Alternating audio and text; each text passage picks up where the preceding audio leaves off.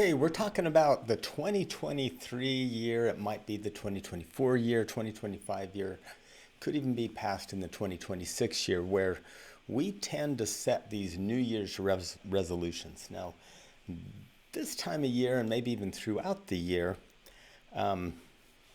people are evaluating their resolutions, and there's a lot of like chatter that I hear all the time. A lot of chatter around maybe I don't want to set goals anymore because I don't like how it feels when I fail. I had one person say to me, I don't set New Year's resolutions or even goals anymore because I don't like to let myself down. And if I do set a goal, I won't tell anybody because I don't want to let anybody else down.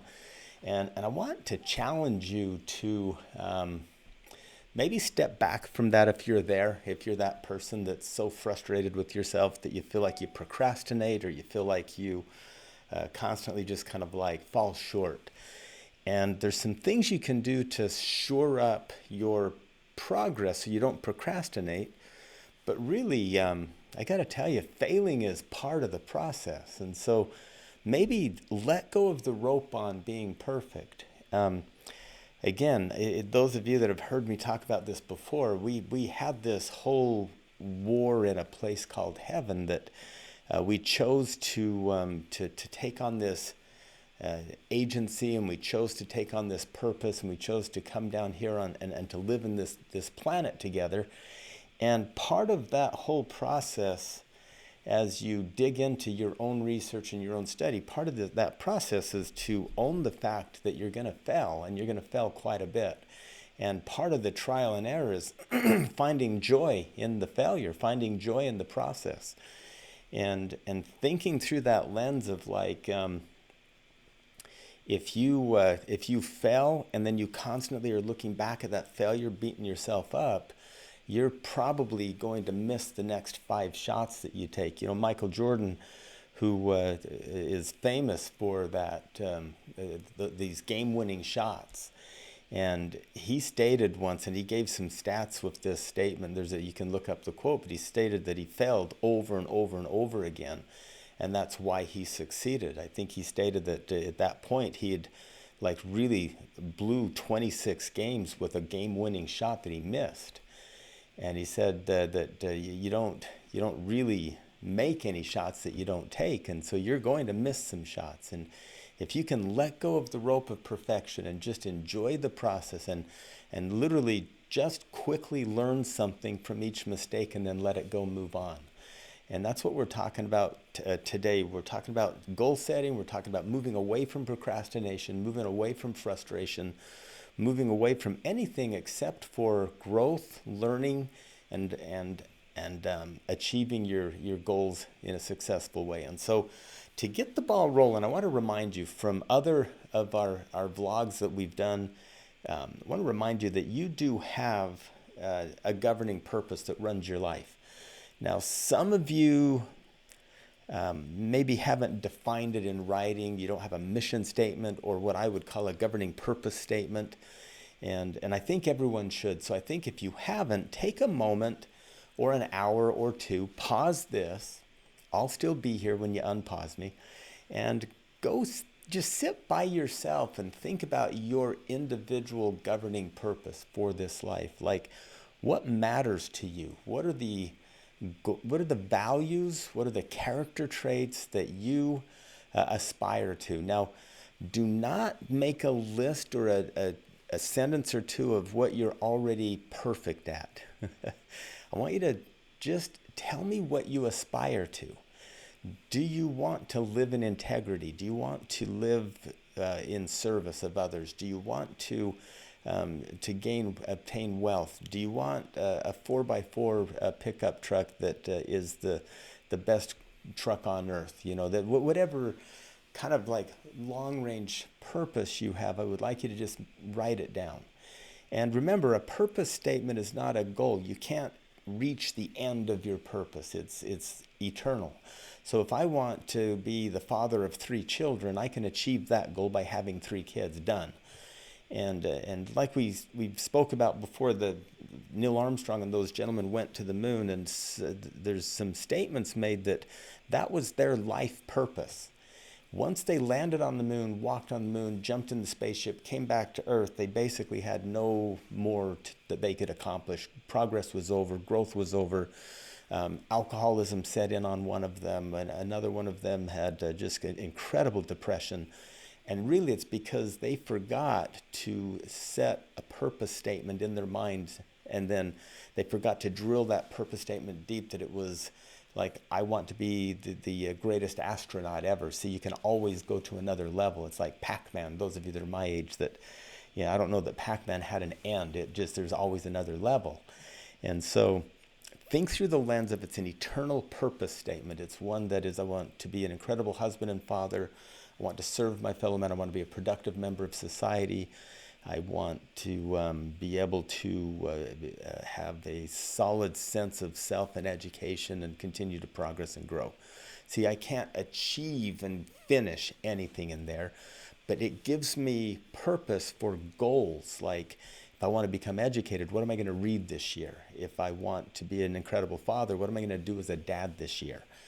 And so think through the lens of creating a governing purpose statement for yourself. And if you're a married person, after you both have a purpose statement, sit with each other and create a marital purpose statement, because that's the highest aim. Creating family is the highest form of growth, the highest form of purpose that there is. And so you have an individual purpose that matters, makes you a whole person. Two whole people combining their talents into a governing purpose for the marriage can be incredibly powerful and a force for good in every community that they live in. Once you have these purpose statements and you're solid, you're able to now set goals that matter. So I'm going to talk with you about some reasons people procrastinate and some reasons that people don't achieve their goals. The number one reason we just spoke of is the purpose isn't solid, personal, or sound. It's not. It doesn't give you a big reason why. And like so many others before me have said, if the bigger the reason why, the more you're apt to accomplish your goal. If you don't have a very big reason why, chances are your goal's not going to have any potency. Chances are your goal's not going to have the juice to really motivate you to get out of bed in the morning.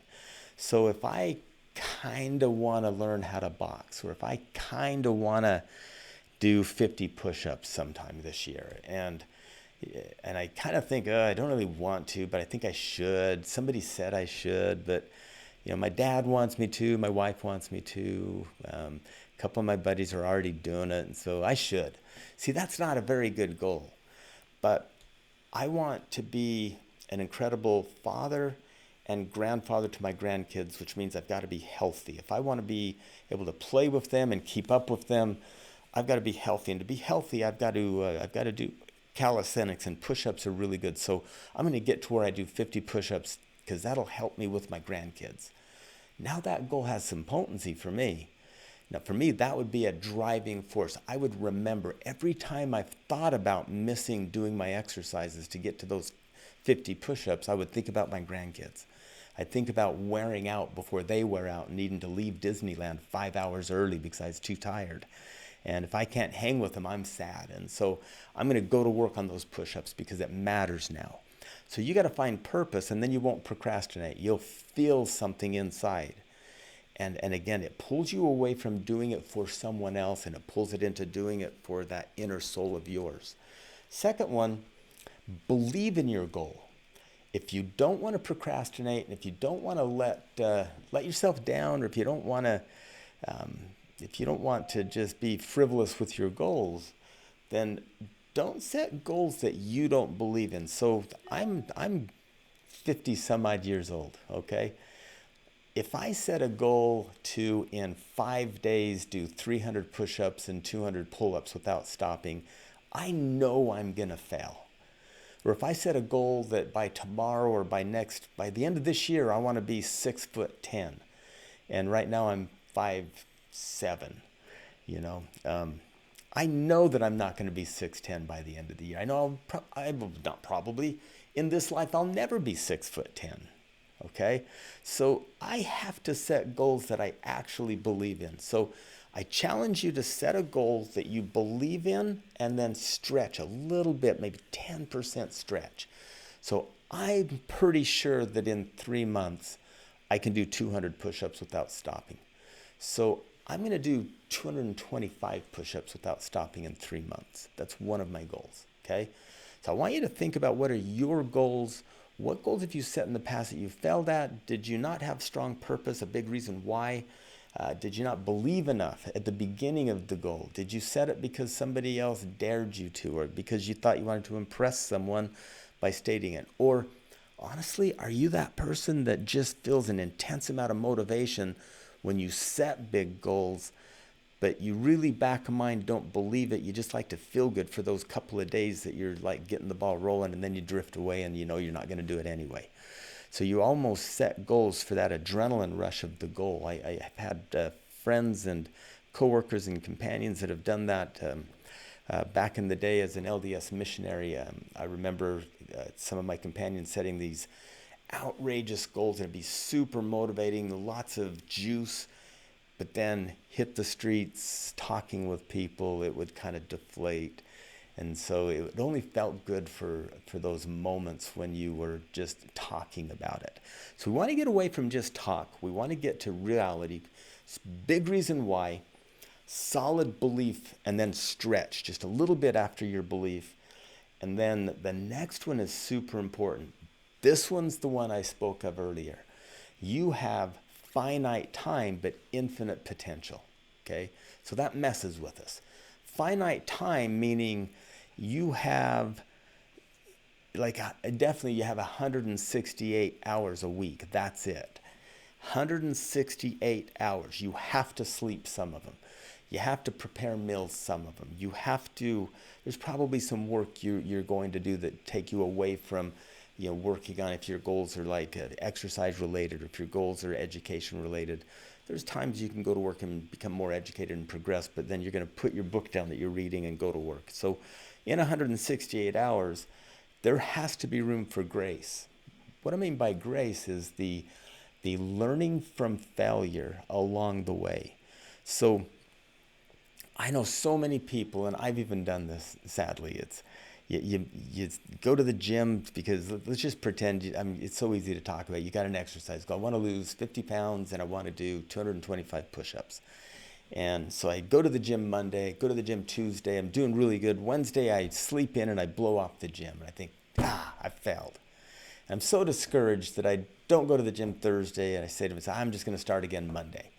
And then next thing I know, I'm starting again the 1st of February because you want to start on a solid month.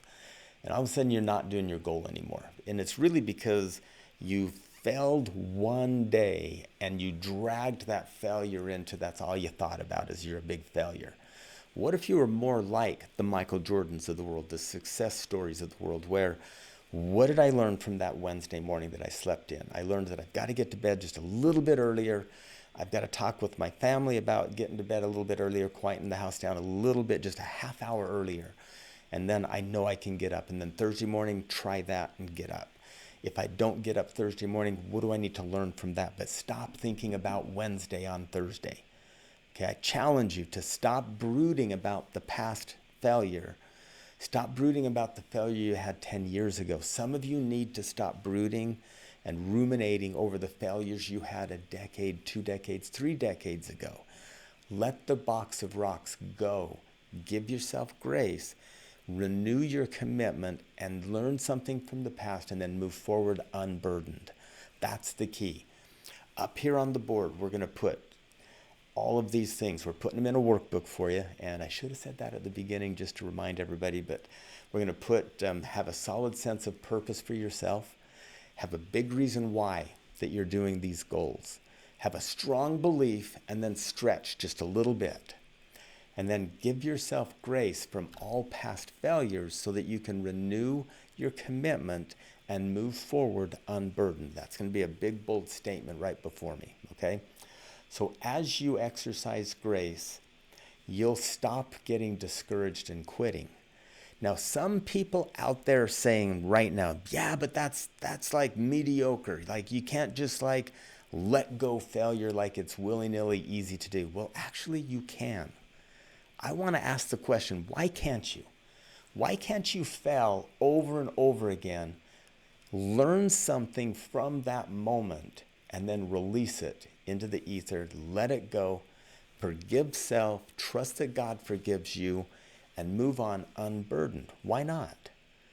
To me, the only requirement is to pause and make a decision on why the failure happened, what was the circumstance, and is there anything you have power over to do? If there is, do it. Let it go, move on. If you fell again, there must be something else you can do. Each time you're going to grow. If it's out of your control, then you have to manage it. If it's somebody else's weakness that's maybe a roadblock for you, you have to manage that. You have to communicate. But regardless of what the reason, all I expect and all I think that any higher power expects of you is, any heavenly parents expects of you, is to like pause and learn something from the failure, and then recommit, reconnect with self, and move forward, progress, unburdened. Okay? So grace is important. Next thing in your little workbook that you're going to get is, remember we talked about you only have 168 hours a week, and you've only got a handful of decades that you're going to be on this earth. And so there does need to be a prioritizing of your time. See, sometimes these goals can absorb so many resources. There was a time in my life, I was the father of three awesome kids that were really busy. My wife and I were starting this business, the Ascend Counseling business. We called it the Counseling Experience back then. And it was just the two of us, and it was like pretty busy. And I decided to do an Ironman triathlon. And so there's one in St. George that came through here, and it was like it was really motivating for me to like bike, run, swim, or swim, bike, run. No wonder I failed. So we got rolling into the training, and I realized that to do a really good job on this Ironman, I was going to have to train about 40 hours a week. Now, I was working 60 hours a week. I was trying to be a dad another 50, 60 hours a week, on full time really. And I needed to sleep sometimes, so I needed to sleep another like a whole bunch of hours, another 60 hours a week. So the writing's on the wall. There's not enough hours in the week. There's like, I'm already 17 hours over what there is. And so I decided to push into my sleep time with my training time. I was getting up at 2 a.m. And anyway, the bottom line is I worked myself into, I've got this stomach disorder called Crohn's, not the point of the story, but I triggered that, got really sick, and was knocked down right on my back, like near death for like 4 months. And I probably wasn't actually near death, but I'm wimpy, so I felt like I was gonna die. And during that 4 months, my training suffered, my muscles weakened, my stomach was like giving me all kinds of grief, and so bottom line is I did not prioritize my time well at all, and I ended up sick, and I ended up failing at the Ironman. Now, I've let that failure go. There's a little part of me now and again that nags that I've got to complete an Ironman here in St. George at some point. I've done some triathlons and some Ironman in other places, but not this one. And so the idea is what did I learn from it? I learned that if I have dad commitments, work commitments that I do not want to get out of, then I can't add 60 hours or 40 hours a week of something else. I've got to learn to do the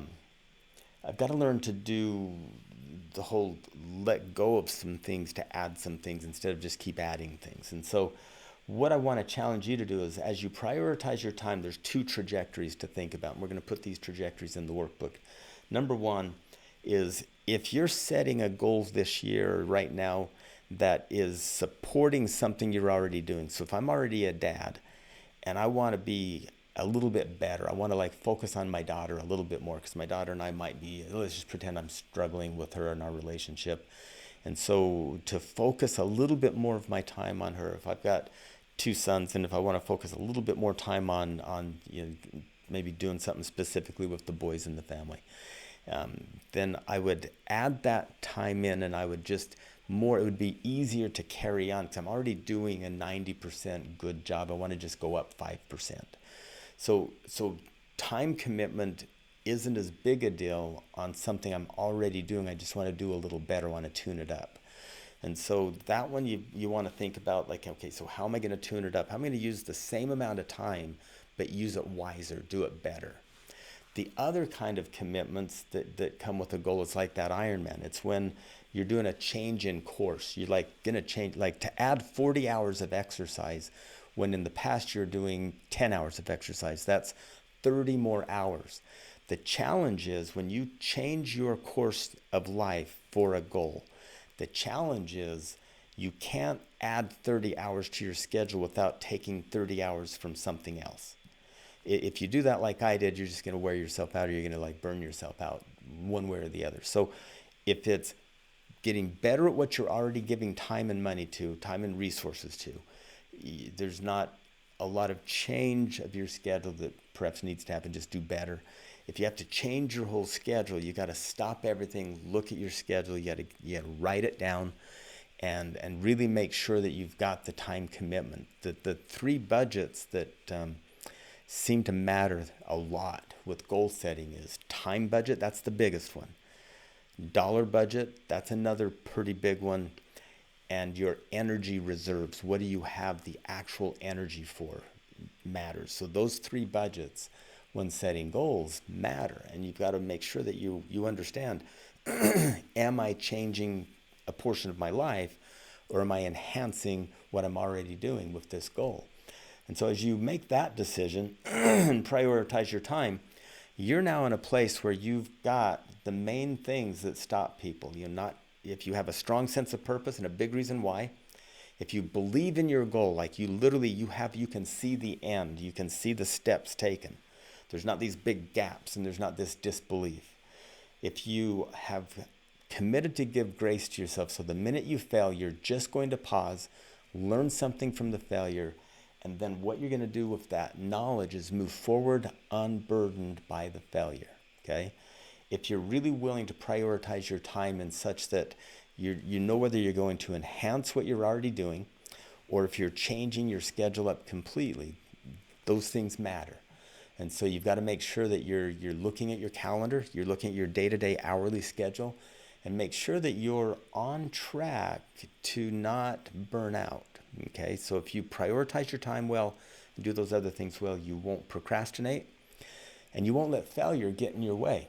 Okay, all right, so all of that was foundation. Now we're going to teach you now I'm going to talk with you about and put in this workbook the 4 steps or stages of creation. You're going to love this. This is taught in some of the holiest places on earth. This is taught in anywhere where real, true truth seekers are going to figure out how to do life and to figure out how to set and achieve the goals necessary to be wildly successful. These 4 stages. Now, they get different titles. They get different labels at times. I'm going to give them almost the most proper labels possible so that you can just memorize them. And then you can do whatever you want with them. But if you follow this blueprint, you will never fail. That's a guarantee. You might fail in steps, but long term, eternally, you will be completely successful. And it's kind of like you might miss a few touchdowns, but you'll win the game. It's that mindset, and it's just real. So as you're sitting down right now and reevaluating or evaluating for goals and for where you want to progress, the very first thing is vision. Okay, so the first stage of goal setting is, what is your vision? Like, what is the vision of that goal? Now, do you remember we talked about that governing purpose? These goals are servant purposes to that. They have to support your purpose. And if you're a married person, if you want to stay happily married, your goals have to support your marital purpose, okay? Now, if you're connected with your spouse through each of you whole people with purposes, like you have a whole self, and you've combined your energies together into one force for good. You've sealed yourself together in such a way that your marriage is strong, you're committed, connected, you have the romance and the passion. As you set these goals, let's say that my wife has nowhere in her purpose or her marital purpose with me is to deal heroin. So I can't do a Breaking Bad moment and go and start a meth lab and sell meth, or start a heroin farm and sell heroin, or however they do heroin. I see that's my ignorance. But the idea is, I can't set a goal to be the best heroin dealer in the universe. I can't set a goal to sell 10 pounds of heroin a day, because that would wreck my personal purpose as well as my marital purpose. So as you have these visions, does the vision of your goal match who you are and who your companionship and you are trying to be together? And so if you've got this vision should have you be able to clearly see the end result of the goal, where you're headed with it, and have it be measurable along the way. So the vision is incredibly important. If you start working on something without vision of where you're headed, it's like jumping in your car and starting to drive willy-nilly, hoping you end up in New York, okay? All of a sudden you might hit the Pacific Ocean. You realize, oh, I should have used a map. I should have had some vision of what highway to take and what exits to take to get on different highways, and what states I needed to hit versus what could I avoid to get there fast to get to New York. So your vision is your map. That's your spiritual creation. That's the thing that is the biggest reason why, because you can see the result you want. If the result I want is to be healthy for my grandkids, that's the purpose. And so one of my goals is to do 225 push-ups in the next 3 months. And I'm going to have to do different calisthenics. I'm going to have to get some cardio in. I'm going to have to do, there's some exercise plan. So I have to see the exercise plan. I have to see the hours I'm going to dedicate to it. And I have to see the resources I'm going to donate to it. I'm going to get a home gym, or am I going to get a gym membership? Am I going to work out in the morning or in the evening? Am I going to get a workout partner, or am I going to work out by myself? See, I have to see all of that. and then I've got this clear spiritual creation. So once you have a solid sense of vision, you already have tackled those first things that we spoke of. You know it has purpose, a big reason why.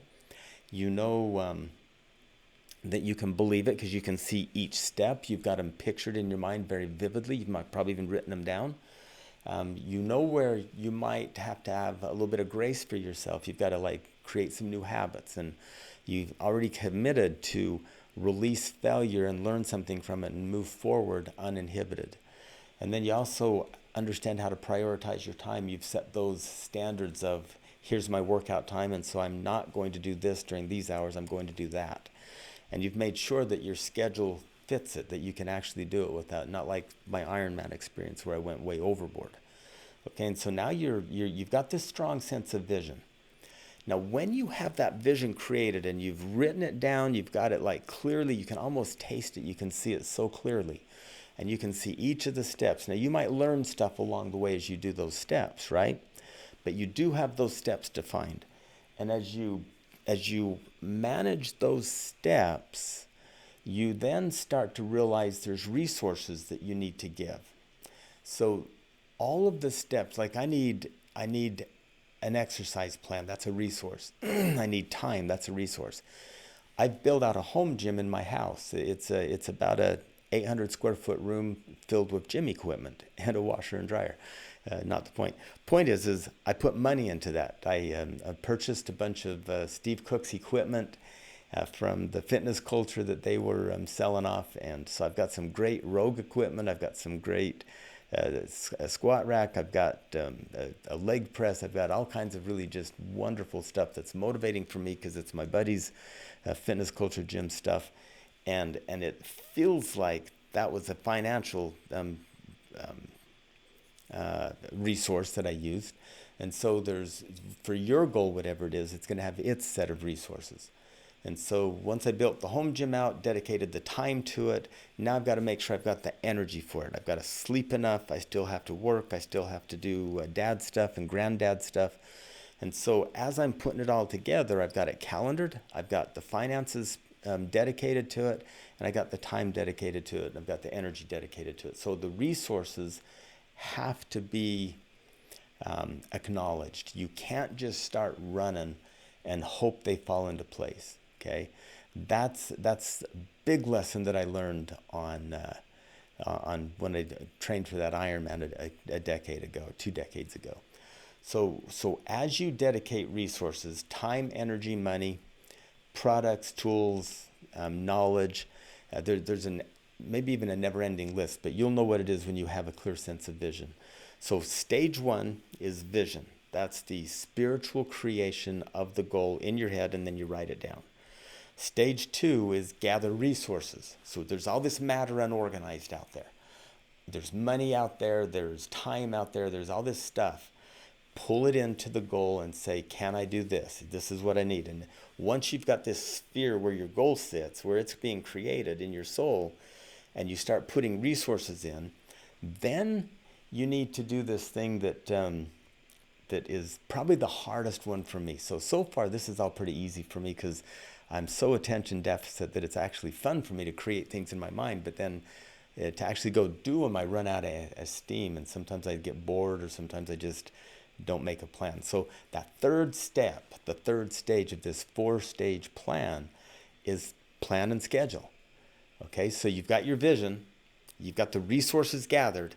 Now the plan is when you organize the resources that you need to use, put them in a schedule and start doing it. And it'll start producing a result. That's mandatory. When you start acting out with resources that have been dedicated, results happen. So I want to throw to you that the plan will address places that you might fail. The plan is where you might realize, like, I don't have the time that I thought I had. So we have to really be careful as we plan things before we actually hit the road running, have the plan in place. So if I decide to set a plan or a goal to lose 50 pounds by next Thursday, then when I really actually map that out, that means that's 8 days. So Thursday's tomorrow, so a week from tomorrow, let's just say, 50 pounds in 8 days. Holy smokes, that's going to be 6 2/10 pounds a day. And I'm going to realize I don't have that time or energy or commitment. I don't believe I can do that.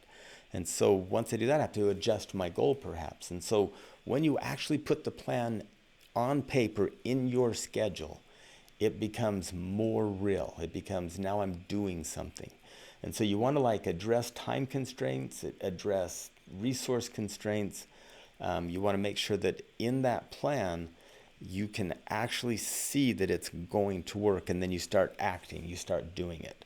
So the plan phase will produce a result, okay?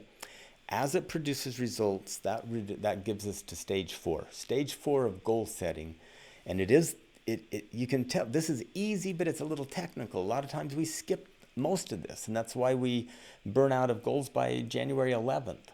And so this 4th step is super, super, super important. They all are important. This one's equally important. It's where you take the results produced from your plan, and you report back. You return back to your vision, and you assess, is these results actually achieving the vision that I had at the beginning of this? Now that vision is a servant or supports your life purpose and your marital purpose if you're a married person. And so if you check back to the vision and the results enhance your vision, it makes your vision work, and it's like pulling together just fine, keep doing it. If you report back and return to the vision and the results that you're getting are not supporting that, you got to change something. That's where you have grace. You repent, if you will. You change courses if you don't like the word repent. And you start acting slightly different, and then you report those results back. And so the funny thing is this is the monotonous part that some people just skip. They just kind of go for months and then hope. but I'm suggesting that you have like a daily or a weekly at least check-in where you return and report. You return and report so frequently that it gets monotonous. But the more you report back to Vision that these results you're getting are actually achieving the success that you chose, that you wanted, that you set in action, then the more often you can change your course. You know, you hear these great big jets that go to Hawaii from America, from the mainland. They change courses tens of thousands of times in a 13-hour, 12-hour period. So why wouldn't you need to change courses thousands of times? But if you change your courses and report back to Vision twice a year, they're going to be probably drastic big changes with maybe lots of wasted time. Have you ever heard of a college student that they had 20 credits and they realized those credits didn't even help them with the degree they want? So they end up taking 20 other credits before they even get closer to their degree because these took them off course. Well, what if they reported back to the vision of what they wanted in school like every quarter? What if they reported back every week to make sure that they're on track? So I want you to check back at least weekly, but maybe even challenge you daily to report results that you're getting back to the vision to make sure you're on track. And this is where grace is necessary. If you're not on track, shift a little bit. And so you can kind of see my point of the more frequently you check back with your vision, the less change you'll have to make and the smaller the adjustment you'll need to make, okay? And so that's the 4 stages of creation of a healthy goal. And again, there's going to be a workbook. There's going to be some questions for you. And as you check back, I was asked once, like when I'm producing a result with my plan, and I report back to the purpose of the goal or the vision of the goal, what questions can I ask? And so I put together like, does this goal support my vision? Question number 2, am I acting in integrity with my highest aim in life? Okay, so is my results being produced supporting my highest aim, my governing purpose? Number 3, does the time given to this goal still make sense? Like when I was training for that Ironman, the time that I was given to it did not make sense, and I pushed way too far and got sick. Does the energy expended to accomplish this goal make sense? And finally, am I on track with my vision to complete it in the allotted time?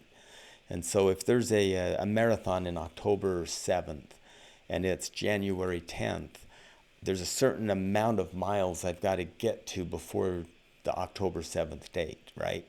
Am I on track? Is the stuff that I'm doing producing the results, or do I need to adjust it? Do I need to repent, change course, and adjust? So you can see how you will never fail because you're able to use grace, you're able to use intelligence, you're able to use your purpose to keep yourself on track, and you're able to return and report to vision frequently enough that you're just being honest and learning and growing through this whole process.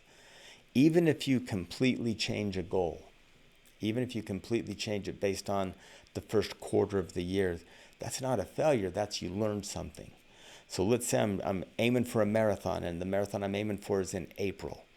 And I realize, based upon the energy, the time, and what I'm actually committed to do, my body's in bad enough shape right now that it's not going to happen by April, so I adjust it to the October marathon. Okay, there's plenty of things, marathons. And whatever you have to do, as you learn and grow, be willing to change, be willing to adjust the sights. And that's just using wisdom. That's not mediocre, that's wisdom. That's being able to be honest with yourself and clear with the time, energy, and resources you can dedicate to something. Okay, so now the final part of this, now that you understand how to set a goal, I want you to do some things. I want you to avoid some things. And these things that you avoid, there's 5 really specific things that I want you to avoid, okay? If you avoid these 5 things, you might learn other things to avoid that's personal to you, but these are like pretty much for everyone. Avoid setting goals for everyone else. In fact, avoid setting a goal for anyone else. You have to set these goals for you. This is the time to be what maybe you will call selfish. This is for you. You might set a goal to serve others, but that's you committing to serve others. If I set a goal because my wife wants me to get her done, or if I set a goal because I'm being shamed by my buddies, I'm not going to be that committed. I might even begrudgingly do it, but I'm not really being a whole self. So avoid setting a goal for anyone else.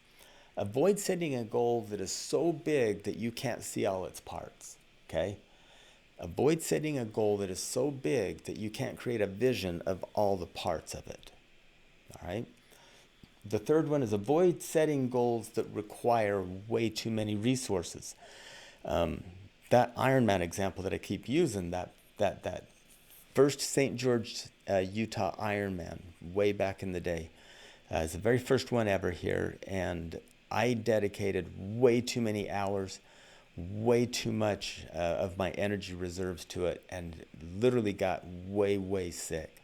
Like, I was to the point of being bedridden that I'd let myself deteriorate trying to get up earlier and earlier so that I could still be a dad and a husband and go to work. And so I was probably sleeping 3 or 4 hours a night. It was just nutty for 3 or 4 months, and then died, just crashed.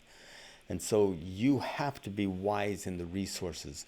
What if I decided to put in a 10,000 square foot home gym and just really like fill the house with equipment and spend tons of money, and then all of a sudden I realize I can't do a family vacation, or I can't pay my bills? So you have to be wise. You have to avoid setting goals that absorb, because your goals will try to pull resources, and next thing you know, your goal might become your purpose, which ruins your actual purpose, because you're so hyper focused and myopic in just that portion of your life that it takes too many resources, so it robs you of your higher aim. That's a definite setup for failure, a definite setup for disappointment and a crash, okay? Another example I've got is just a guy that really wanted to get into softball here. There's baseball here in St. George. It's a big deal. And he was an older guy, wanted to relive some of his childhood memories. He was a great baseball player, loved the game. Signed up for like 2 city leagues and another practice league, and was literally gone so much that his wife dragged him into marriage counseling because she didn't see him anymore.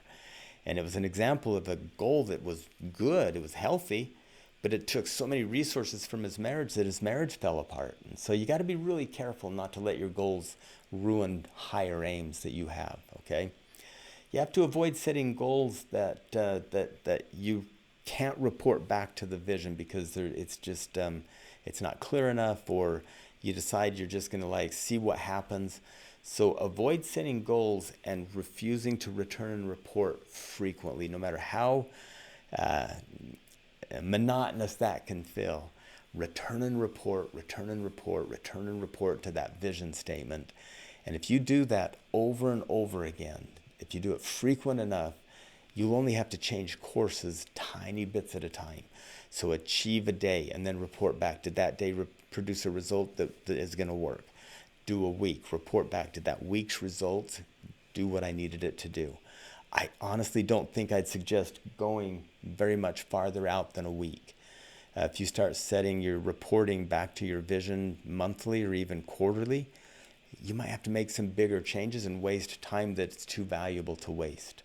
So there you have it. That is Goal Setting 2023 and beyond. That is my challenge to you. If you're in a place right now where you're discouraged already about your resolutions for this year, if you're discouraged about maybe past years and you've given up on goals, now's your chance to jump back on it. All right? Have some fun with it. Let me know in the comments section. Do the little workbook that we've got there for you. And I just challenge you to manage your life in a way that you can just enjoy it. And I appreciate you. We'll talk to you again. See you later.